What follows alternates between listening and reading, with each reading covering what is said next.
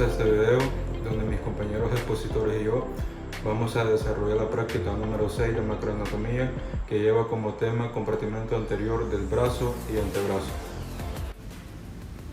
El primer punto a desarrollar de esta práctica o laboratorio número 6 habla sobre los puntos de reparo del miembro superior. El primer punto de reparo lo encontramos a nivel del hombro, que es la articulación acromioclavicular. Esta articulación se clasifica como una sinovial tipo plana, pero también se clasifica como una articulación de tipo artrodia. Esta une lo que es la extremidad lateral de la clavícula con el borde medial del acromión. En esa imagen podemos ver que ya ha sido retirada la fascia superficial y podemos ver aún la articulación acromioclavicular.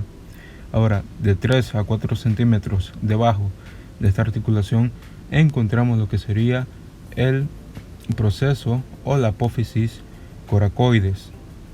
Regresando a la imagen anterior, podemos encontrarlo también aquí, el proceso coracoides de la escápula. Ahora, el segundo punto de reparo del miembro superior lo encontramos en la superficie posterior del miembro superior, que es el olecranon, que lo podemos ver aquí desde una vista posterior del brazo y antebrazo, y aquí también podemos observarlo, ya que el olecranon forma parte del hueso ulnar o cubital. Esta es una estructura ósea prominente a nivel del codo, y a cada lado de él podemos palpar los epicóndilos medial y epicóndilos laterales, que son parte del hueso humeral. Aquí tenemos el epicóndilo medial del húmero y el epicóndilo lateral del húmero. Ahora, terminando con el último punto de reparo del miembro superior, encontramos en el tercio inferior del antebrazo a nivel de la muñeca la apófisis estiloides del cúbito, que sería esta, la apófisis estiloides del cúbito o ulna, y el apófisis estiloides del radio. El punto 2 a desarrollar en esa práctica es sobre los huesos del antebrazo. Los huesos que forman el antebrazo son dos, el radio y el cúbito o ulna. Comenzaremos hablando sobre el radio y sus estructuras óseas que lo componen. Vamos a comenzar desde su extremo superior. Ahí encontramos lo que es su cabeza, su cuello y la tuberosidad de radio o tuberosidad bicipital de radio. Luego, pasándonos a la diáfisis, encontramos el borde interóseo, que es donde se inserta la membrana interósea, y también encontramos su borde anterior y su borde posterior, que solo se logra ver en pronación. Luego, en su extremo inferior vemos su tubérculo dorsal y el proceso estiloides. También podemos observar la superficie articular carpiana de radio, que presenta dos carillas articulares, una cuadrilátera que está siendo articulada con el hueso semilunar que compone o que forma parte de los huesos del carpo, y una cavidad articular triangular que está siendo articulada con el hueso escafoides, que también forma parte de los huesos del carpo. Ahora veremos e identificaremos las partes óseas que forman la ulna o cúbito. Primero comenzaremos en su extremo más superior, identificando el olecranon, o también conocido ya articulado con la tróclea del húmero como el codo. Toda esa cavidad que vemos aquí, esta cavidad articular, es la escotadura semilunar o cavidad simoidea mayor o incisura troclear. Además de esta escotadura, vemos otra aquí, que es la escotadura radial del cúbito, también conocida como cavidad simoidea menor o incisura radial. Y también vemos la tuberosidad ulnar o cubital, y por último tenemos esta pequeña elevación que se le llama apófisis coronoides del cúbito o ulna. Luego pasamos a su diáfisis. En su diáfisis podemos identificar su borde interóseo, que es también donde se inserta la membrana interósea, y también vemos su borde anterior. Y en su extremo más inferior o distal podemos identificar su cabeza y también su apófisis o proceso estiloides, y también sus superficies articulares con los que se articula con los huesos del carpo. El tercer punto a tratar de este laboratorio es el brazo. Primero veremos el plano superficial del brazo. En este plano superficial podemos observar la fase superficial, que es muy flexible y delgada, y como podemos observar en la lámina, hay nervios y venas superficiales. Ahora veremos el sistema venoso superficial del miembro superior.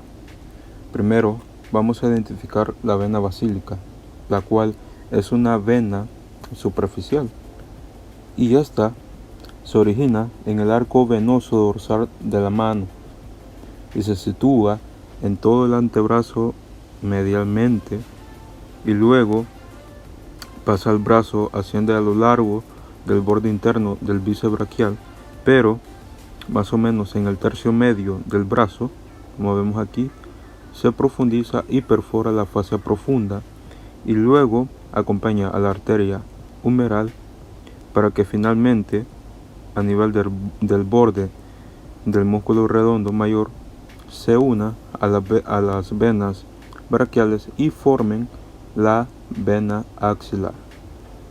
Luego vamos a identificar la vena cefálica.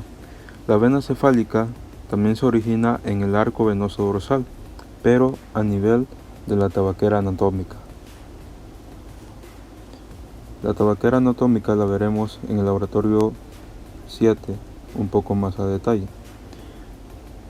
La vena cefálica sigue su curso ascendente situándose lateralmente en el antebrazo, como podemos observar, y asciende a lo largo del borde externo del bíceps braquial,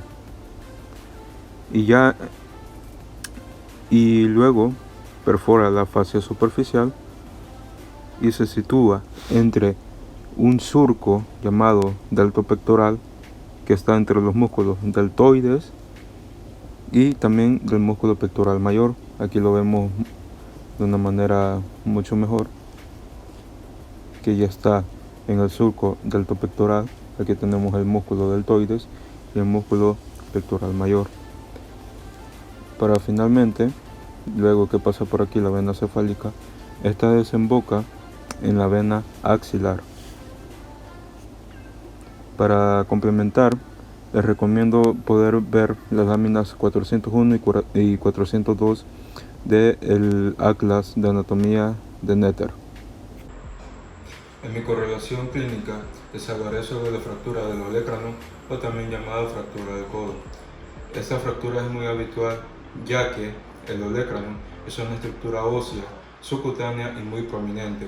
El mecanismo de esta fractura se da más que todo por una caída sobre el codo, combinada con una potente y brusca contracción del tríceps braquial. En la fractura del olecrano se pueden clasificar de dos maneras. Tenemos las fracturas no desplazadas, las cuales pueden ser tratadas poniendo una férula brachiopalmar o poniendo yeso con el codo en flexión en 90 grados de 3 a 4 semanas. El otro tipo de fractura es de fractura desplazada, en la cual la parte del olecrano ha sido desplazada hacia atrás por la contracción del tríceps braquial. En este tipo de fractura, el tratamiento es a través de procedimientos quirúrgicos, los cuales vamos a ver enseguida a través de los siguientes videos.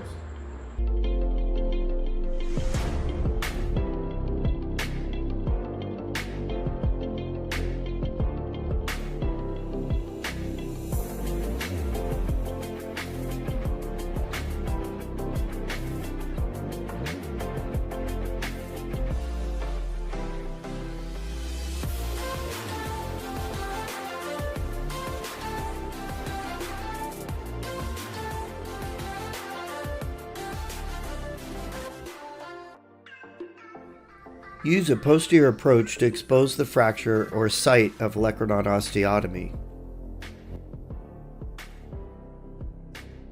Elevate medial and lateral skin flaps, taking care to protect the ulnar nerve on the medial side of the incision. If used for a fracture, reduce the fracture and provisionally hold with a clamp or pins.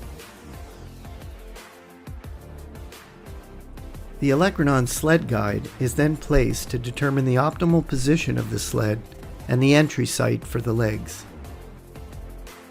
Care is taken to ensure that the sled is not positioned too far medially. The guide is removed and 2 longitudinal incisions are made down to bone in line with the triceps tendon fibers.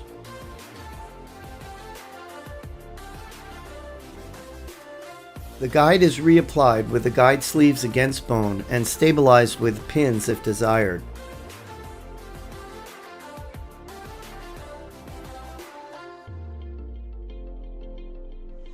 Two holes are then created using the yellow 2mm drill through the guide sleeves.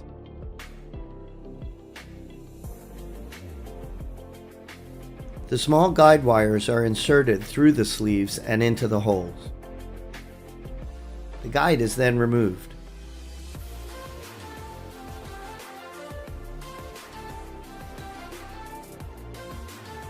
The tips of the legs of the olecranon sled are obliquely cannulated to simplify insertion into the holes. The legs are fed over the guide wires to engage the opening on either side. The guide wires are removed, and the sled is impacted and fully seated against the end of the proximal ulna.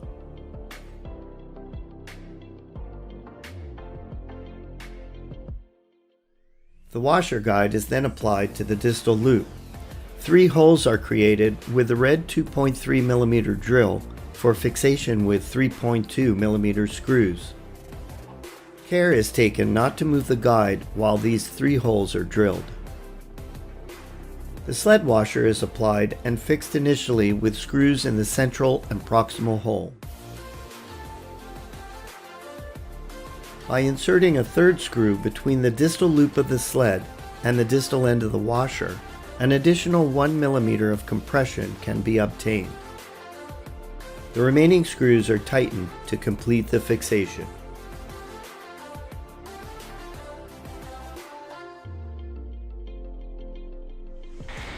A continuación yo les voy a hablar sobre la fascia profunda, el compartimento anterior del brazo y su irrigación.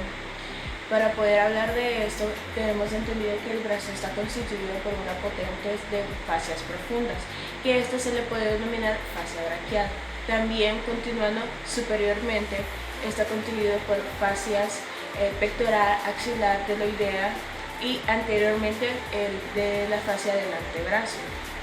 Esta está insertada por debajo del epitroclear y el epíngulo del húmero, tomando en cuenta que en esta inserción se forman 2 tubérculos que son internos y externos, que posteriormente estos se pueden dividirse en 2 compartimientos musculares que serían anterior y posterior. Hablándole un poco acerca de estos y dividiéndolos, podemos decir que en el compartimento del músculo anterior se encuentran los músculos bíceps braquiales, el coracobraquial y el braquial anterior. Y en el posterior se puede encontrar el tríceps braquial. Hablándoles detenidamente, junto con el compartimento del brazo, que está constituido por 3 músculos que ya les había hablado anterior, tenemos aquí nuestra fascia que está alrededor de un corte transversal del brazo. Tenemos el lateral medial, tenemos nuestro hueso húmero y a través de esto podemos tener nuestros dos tubérculos que sería externo e interno y continuando con sus respectivos vasos y nervios. Para hablarles un poco más a profundidad de eso, vamos a empezar con el músculo bíceps braquial.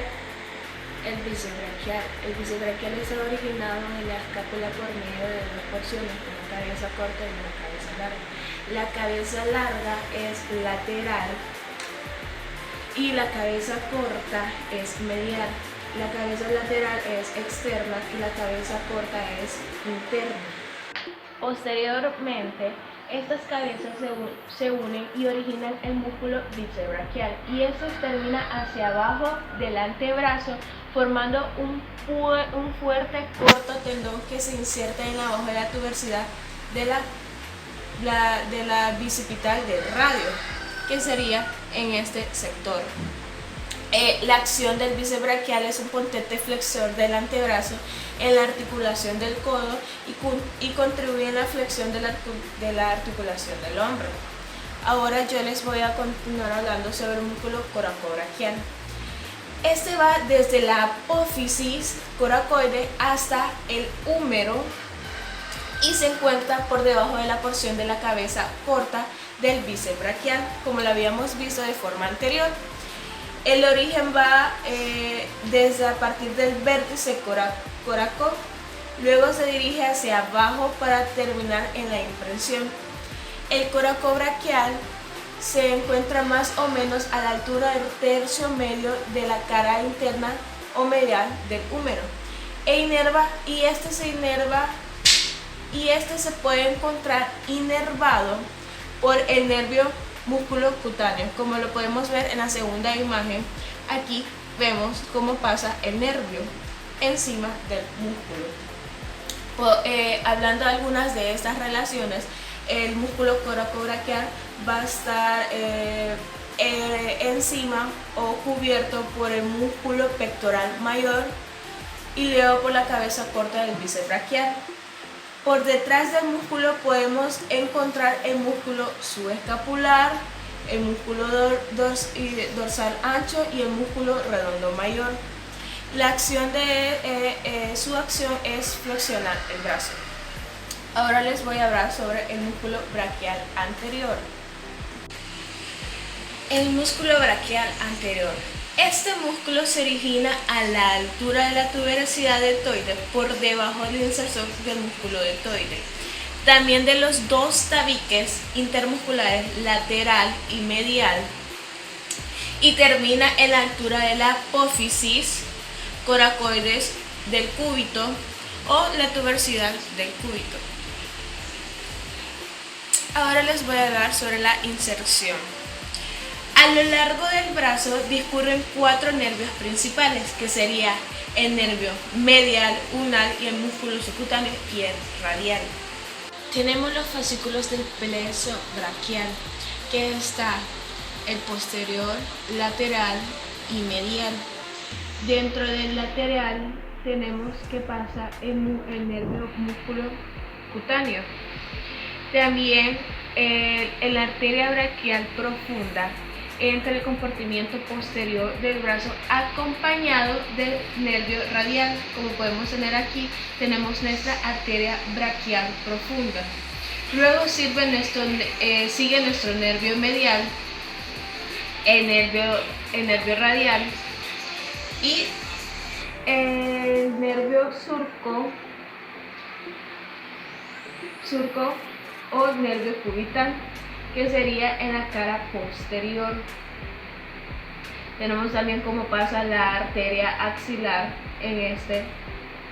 por el hueso húmero.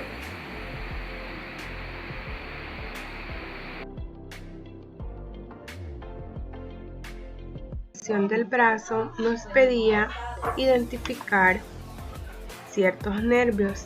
El primero de ellos es el nervio cutáneo braquial medial, que es este. Este es un pequeño nervio que se distribuye por el lado interno de la piel del brazo. El siguiente es el nervio cutáneo antebraquial medial, es este. Este nervio inerva la cara anterointerna y posterointerna de la piel del antebrazo hasta la muñeca. El siguiente, el nervio musculocutáneo. Este perfora al músculo coracobraquial, distribuyendo sus fibras entre los músculos del compartimiento anterior del brazo, a quienes inerva. Después se hace superficial a nivel del codo, pero acá continúa como nervio cutáneo lateral del antebrazo, el cual se hace sensitivo. El nervio mediano es este nervio no le proporciona inervación alguna a las estructuras del brazo. El nervio ulnar o cubital es este desciende en el brazo en situación posterior y medial en relación con la arteria braquial. En el tercio inferior del brazo pasa por un canal formado por el epicóndilo medial y el olecranon hacia el antebrazo. El último es el nervio radial, que es este. Este se sitúa lateralmente en la fosa cubital y emerge entre los músculos braquial y braquiorradial. Se puede notar su división en ramas profundas y superficial. La rama profunda le proporciona inervación motora y la rama superficial le proporciona inervación sensitiva a la piel del dorso de la mano. El antebrazo. El antebrazo es el segmento que constituye la segunda unidad móvil del miembro superior, el cual está ubicado entre el codo y la muñeca. Su esqueleto óseo está formado por dos huesos paralelos, los cuales son el radio y el cúbito o ulna. La articulación del codo presenta una estructura compleja formada por dos articulaciones separadas que comparten una cavidad sinovial común. Los elementos que participan en esta articulación son la tróclea, esta de acá, el cóndilo o capítulo del húmero, la escotadura troclear o cavidad sigmoidea mayor de la ulna y la superficie superior de la cabeza del radio. La tróclea del húmero se articula con la cavidad sigmoidea mayor de la ulna y el cóndilo o capítulo del húmero se articula con la superficie superior de la cabeza del radio. Estas superficies articulares se mantienen unidas por la cápsula y reforzada a los lados por los ligamentos colaterales. Esta articulación también tiene ligamentos. El primero de ellos es el ligamento capsular o cápsula articular. Este ligamento en su extremo superior se inserta alrededor de las superficies articulares del húmero y en su extremo inferior se inserta muy próximo al contorno del cartílago articular de la ulna y en el cuello del radio. La cápsula articular envuelve además a la articulación radioulnar superior. El ligamento colateral externo o colateral radial. Este es un engrosamiento de la cápsula articular que forma una resistente banda fibrosa. El ligamento colateral o colateral ulnar también es un engrosamiento de la cápsula articular, pero de forma triangular. Esta articulación se clasifica como gínglimo, bisagra, troclear, uniaxial o sinovial. Y los movimientos de esta articulación son La flexión y extensión del antebrazo o del codo. Los músculos flexores del codo son el braquial anterior, que es el principal flexor, el bíceps braquial y braquiorradial. El músculo extensor del codo es el tríceps braquial, en especial su vasto interno. Las articulaciones radioulnares. El radio y la ulna están unidos mediante articulaciones sinoviales en sus extremos, llamadas articulaciones radioulnares superior e inferior. Sus diáfisis se unen por una membrana interósea. La articulación radioulnar media. Estas tres articulaciones constituyen el fundamento anatómico de los movimientos de pronación y supinación del antebrazo. La articulación radioulnar superior. Los elementos que participan en ella son la circunfleja articular de la cabeza del radio, la escotadura radial o cavidad sigmoidea menor de la ulna y el ligamento anular.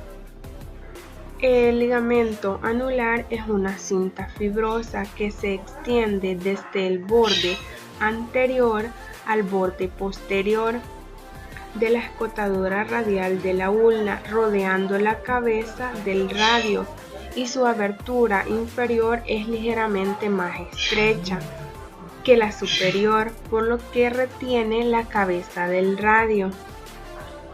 La articulación radioulnar media. Las diáfisis del radio y la ulna están unidas entre sí por la membrana interósea del antebrazo y la cuerda oblicua. La membrana interósea es esta. Es una cinta ancha o una lámina ancha de tejido fibroso que se extiende desde el borde interno al borde externo de la ulna. La cuerda oblicua es esta. Es una gruesa cinta fibrosa que se extiende desde la parte inferoexterna de la apófisis coronoides de la ulna hasta el cuerpo del radio, por debajo de la tuberosidad radial. Por último, la articulación radioulnar inferior o radioulnar distal. Las estructuras que participan son la escotadura ulnar del extremo inferior del radio, que es este, y el disco articular fibroso. Este es el que separa la articulación radioulnar de la radiocarpal. La clasificación de las articulaciones radioulnares. Las articulaciones radioulnares superior e inferior se clasifican como sinovial, uniaxial, trocoide o pivote. La articulación radioulnar media se clasifica como fibrosa de tipo sindesmosis. Los movimientos de las articulaciones radioulnares superior e inferior nos permiten los movimientos de pronación y supinación. Los músculos de pronación son el pronador cuadrado, que es este, y el pronador redondo, que sería este. Y los músculos de supinación son el supinador o supinador corto, que es este, y el bíceps braquial, el cual actúa contra resistencia. Hola, muy buenas a todos, compañeros y doctor Cabrera. Pues mi nombre es Humberto José Arteaga Batres y vamos a continuar con el desarrollo del laboratorio número 6. Bueno, estamos con las fascias del antebrazo.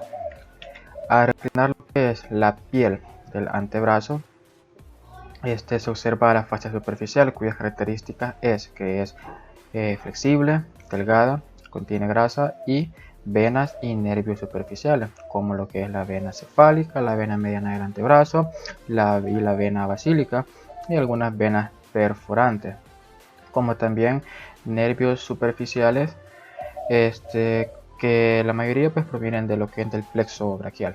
Y podemos observar también a la fascia profunda del antebrazo. La fascia profunda del antebrazo pues es la que envuelve a los músculos del antebrazo y pues emite dos expansiones llamadas tabiques intermusculares, uno lateral hacia el borde posterior del radio y una medial hacia el borde posterior de la ulna, y que juntos con estos dos huesos, la membrana interósea, van a dividir al antebrazo en dos compartimientos, uno anterior y uno posterior. A mí me toca hablar del compartimiento anterior. Compartimiento anterior del antebrazo. Los músculos que se encuentran aquí pues van a actuar sobre la articulación del codo, de la muñeca, radioulnares y la de los dedos. Pues realizan la flexión y pronación del antebrazo, por lo que son llamados también flexopronadores. Están inervados por el nervio mediano, por el nervio ulnar e irrigados por ramas de la arteria radial y ulnar. Y pues se dividen en tres grupos o planos musculares: un plano superficial que contiene 4 músculos, uno intermedio que contiene un músculo y un plano profundo que contiene 3 músculos. Plano o grupo superficial. Estos músculos pues tienen un origen común en el epicóndilo medial del húmero.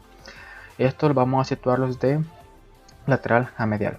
Tenemos el primero, que es el músculo pronador redondo o pronador teres. Este músculo tiene dos cabezas de origen. Se origina la cabeza humeral en el epicóndilo medial del húmero y la cabeza ulnar en la apófisis coronoide de la ulna, y se inserta en el tercio medio de la cara externa de la diáfisis del radio. Tenemos el grupo, continuando, seguimos con el músculo flexor radial del carpo. Este es un músculo fusiforme largo y se origina en el epicóndilo medial del húmero y se va a insertar en la base del segundo y tercer metacarpiano. Luego, el músculo palmar largo es fusiforme y pequeño y a veces ausente. Se origina en el epicóndilo medial del húmero y se va a insertar en el vértice de la aponerosis palmar y el ligamento en la cara anterior del ligamento anular anterior del carpo. Y por último, al más medial de todos estos, al músculo flexor cubital o ulnar del carpo. Se va a originar en el epicóndilo medial del húmero, en el olecranon y en el borde posterior de la ulna, y se va a insertar en el hueso pisiforme, en el gancho del ganchoso y en la base del quinto metacarpiano. Este músculo es excepcional porque es el único que está inervado por el nervio ulnar, y los tres anteriores por el nervio mediano. El grupo intermedio está formado por un músculo, y pues el músculo flexor común superficial de los dedos tiene dos cabezas de origen: una cabeza húmero cubital en el epicóndilo medial del húmero y la apófisis coronoides de la ulna, y una cabeza radial en la línea oblicua del radio, y se divide en 4 tendones en el extremo inferior del antebrazo, y para insertarse pues en la superficie palmar de las falanges medias de los últimos 4 dedos.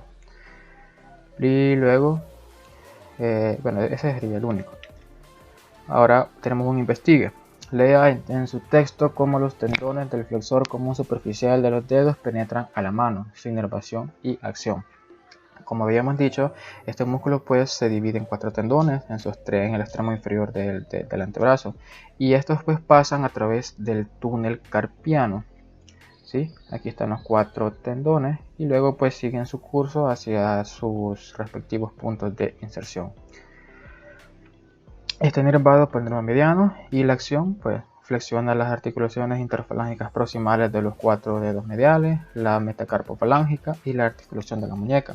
Y como un dato más, pues este músculo pues puede flexionar de manera independiente a cada dedo, o sea, de los últimos 4 dedos. Seguimos con el grupo profundo. Son 3 músculos y pues el primero es el músculo flexor profundo de los dedos. Este se sitúa medialmente. Se va a originar en la cara anterior y medial de la ulna y membrana interósea y se va a dividir en 4 tendones en el extremo inferior del antebrazo, en los cuales pues se van a dirigir hacia las falanges distales de los últimos 4 dedos, en donde es su inserción. Y lateral a este tenemos al músculo flexor largo del pulgar, ¿sí? Que se origina en la cara anterior del radio y membrana interósea, y su tendón grueso sigue su curso hacia el dedo pulgar, donde se va a insertar en su falange distal. Y por último tenemos al músculo pronador cuadrado. Este músculo pues es el más profundo de todos los mencionados. Es una lámina lisa muscular de forma cuadrilátera y ayuda a la membrana interósea a mantener juntos a la ulna y al radio. Este músculo se va a originar en la cara y superficie anterior distal de la ulna y se va a insertar en la cara y superficie anterior distal del radio. Y tenemos un último investigue.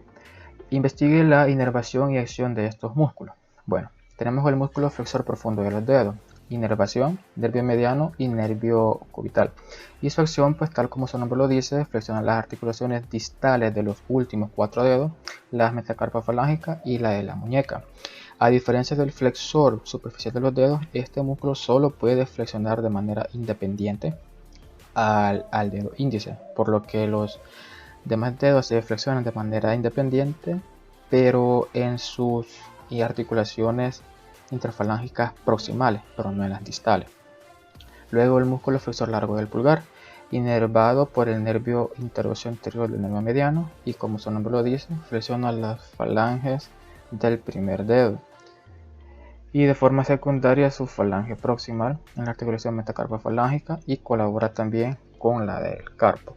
Y por último el músculo pronador cuadrado, inervado por el nervio interóseo anterior del nervio mediano y, como su nombre lo indica, prona el antebrazo. Tenemos la fosa cubital, antecubital o fosa del codo. La fosa cubital se observa superficialmente como una depresión de forma triangular en la cara anterior de la articulación del codo. Ahí se sitúa.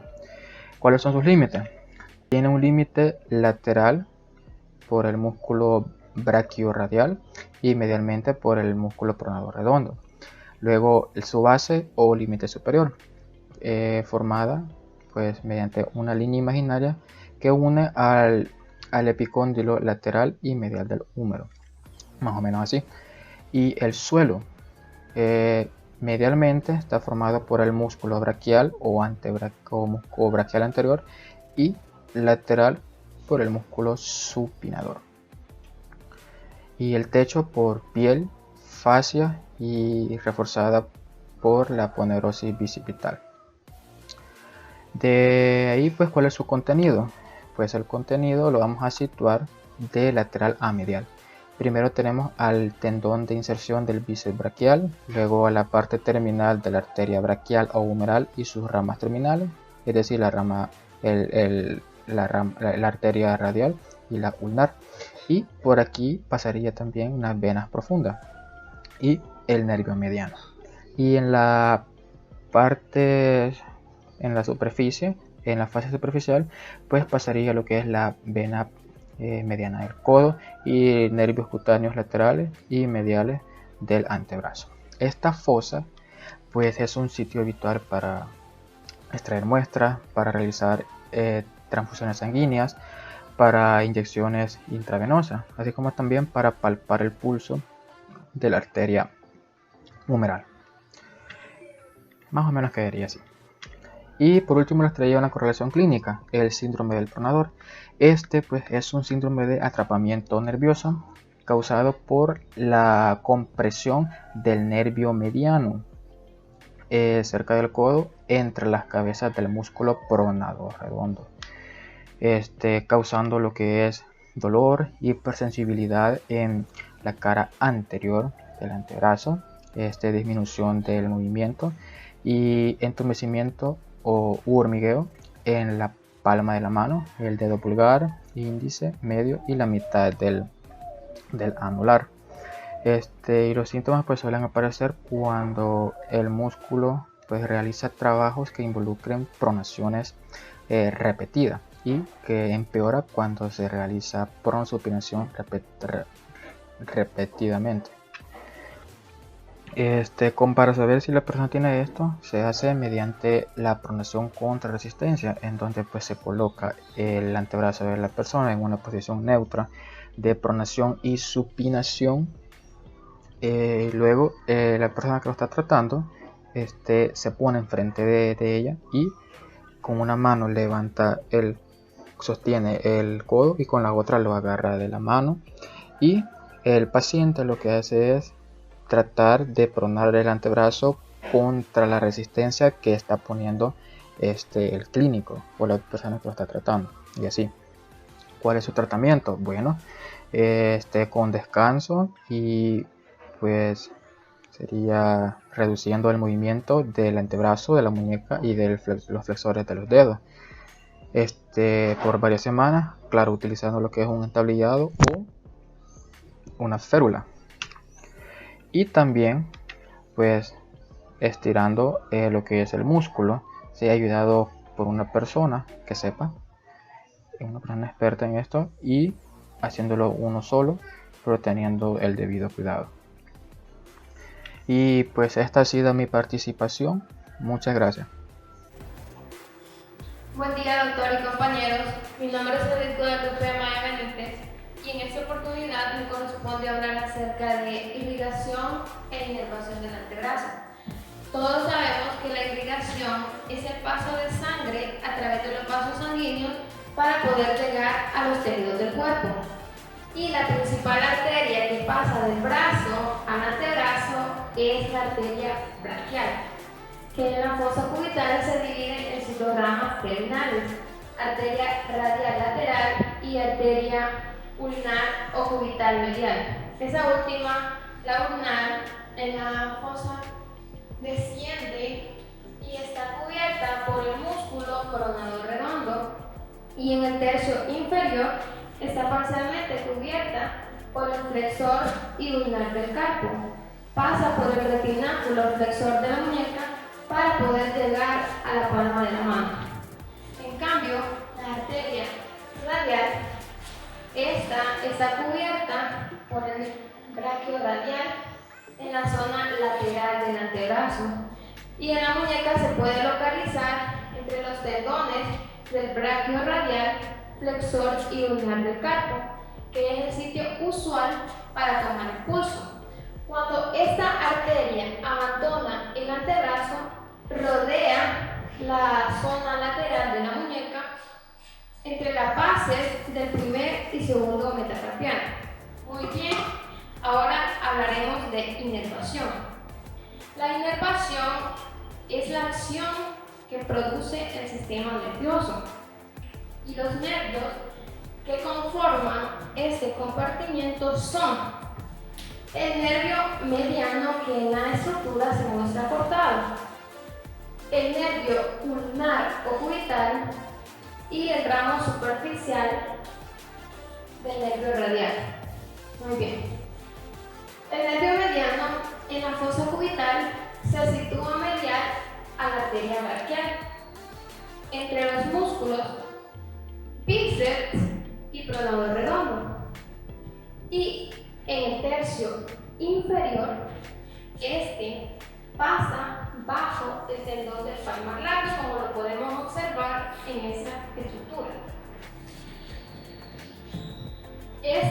Inerva la cara externa de la palma de la mano, todos los músculos del compartimento anterior del antebrazo, excepto el flexor y ulnar del carpo y la parte medial del flexor profundo de los dedos.